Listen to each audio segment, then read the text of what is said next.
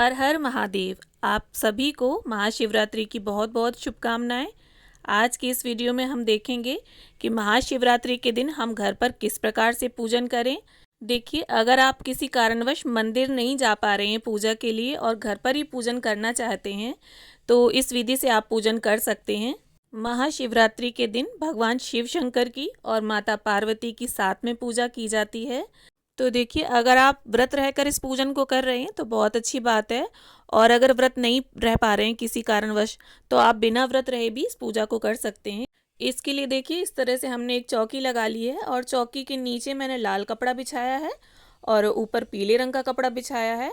और ये माता पार्वती की और भगवान शिव शंकर की साथ में फ़ोटो है मेरे पास, तो मैंने वो विराजित कर ली है। और इसमें गणपति जी भी बने हुए हैं, तो अलग से हम गणपति जी की स्थापना नहीं करेंगे।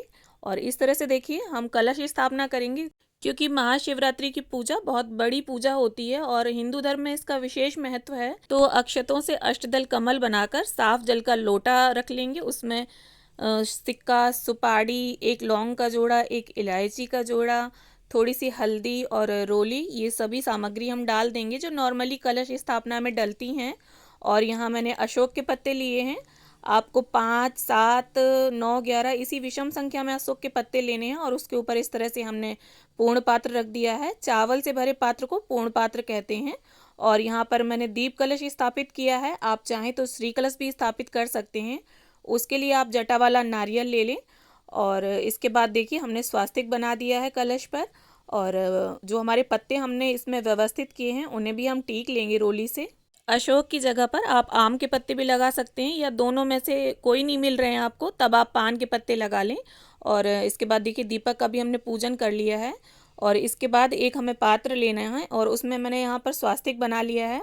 यहाँ पर मैंने पीले चंदन से स्वास्तिक बनाया है, आप चाहें तो सफ़ेद चंदन भी ले सकते हैं। और इसके बाद देखिए, हमें इस तरह से बेलपत्र लेना है और एक पात्र लेकर उसके ऊपर बेलपत्र रखना है। जो चिकना भाग है वो ऊपर के साइड रखेंगे और खुरदरा भाग नीचे। और यहाँ देखिए, मिट्टी से मैंने शिवलिंग बनाए हुए हैं और जो जलहरी है उसे दक्षिण दिशा की ओर रखते हुए हमें शिवलिंग विराजित कर लेना है। और एक पात्र में मैंने स्वास्तिक बनाया है। यहाँ मिट्टी से मैंने गौरी माँ का आकार देते हुए गौरी माँ बनाई हैं और उन्हें भी हम विराजित कर लेंगे। इसके बाद देखिए, हम गणपति जी का और शिव जी का और माता पार्वती का भारूपी स्नान करा लेंगे। और सबसे पहले गणपति जी का चंदन, रोली, अक्षत, दूर्वा और फूल और जनेऊ समर्पित करते हुए पूजन कर लेंगे।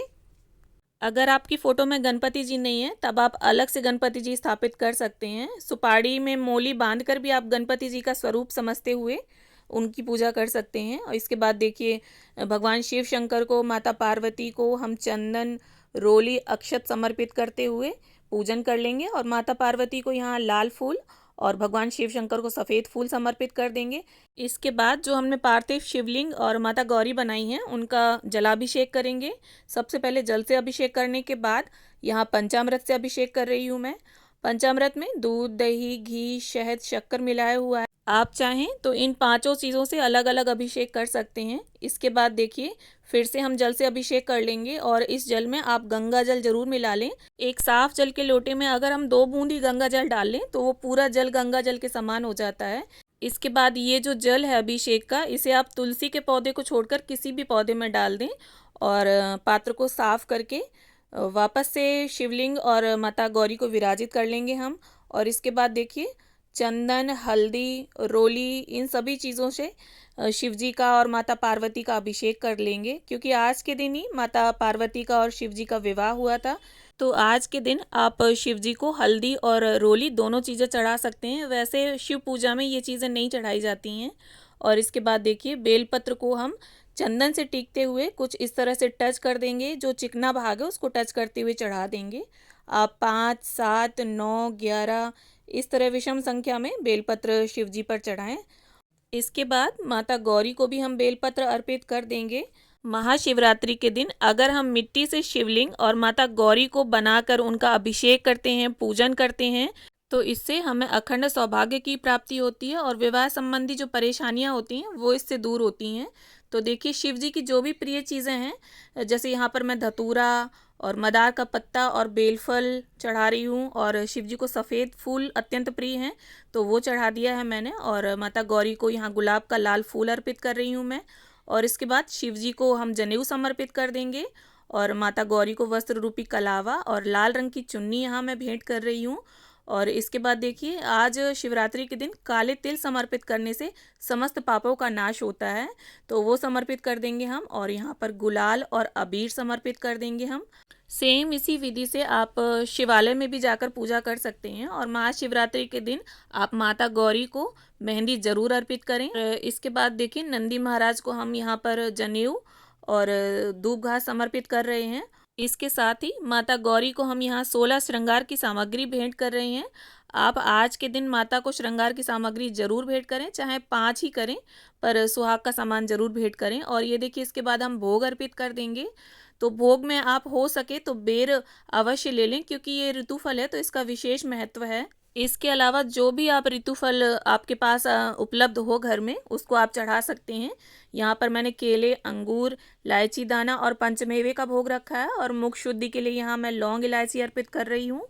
तो देखिए, अगर आपके पास मिट्टी से शिवलिंग और माता गौरी बनाने का समय नहीं है, तो आप, अगर फोटो है आपके पास शिव जी की और पार्वती मैया की, तो आप उसका भी पूजन कर सकते हैं। या शिवलिंग है अगर आपके पास घर पर, तो आप उनका भी पूजन कर सकते हैं महाशिवरात्रि के दिन। इसके बाद ये देख लेते हैं हम कि हम माता गौरी का और शिव जी का गठबंधन कैसे करें।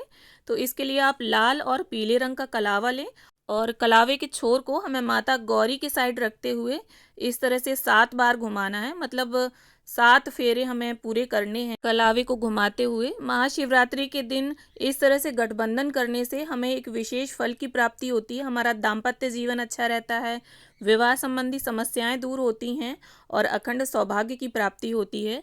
तो महाशिवरात्रि के दिन आप इस तरह से, अगर शिवालय भी जाते हैं तो इसी विधि से आप गठबंधन करें। और जो भी कलावा बचेगा उसे आपको तोड़ना नहीं है, वहीं पर रख देना है। और इस तरह से हाथ में थोड़े से अक्षत और फूल लेकर हम महाशिवरात्रि की व्रत कथा पढ़ लेंगे। और ये जो महाशिवरात्रि की व्रत कथा होती है, इसमें व्रत कब और कैसे रखना है और महाशिवरात्रि व्रत की पूजन विधि और व्रत कथा सब कुछ दिया हुआ होता है।